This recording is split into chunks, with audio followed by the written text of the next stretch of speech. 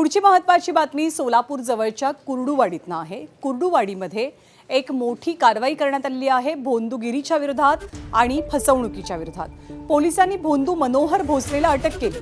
मनोहर भोसलेच्या विरोधात कुर्डुवाडी पोलीस स्थानकात फसवणूक आणि जादूटोण्यासंदर्भातले गुन्हे दाखल झाले होते। या तक्रारींची दखल घेत पोलिसांनी तपास सुरू केला आणि पुण्यातल्या मांजरी पोलीस स्थानकाच्या हद्दीतनं या भोसलेला ताब्यात घेण्यात आलं।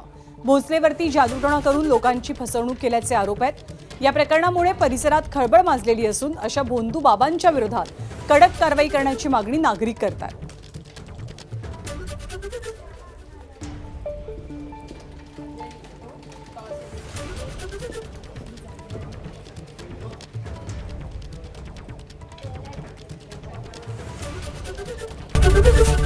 एबीपी माझा, उघडा डोळे बघा नीट।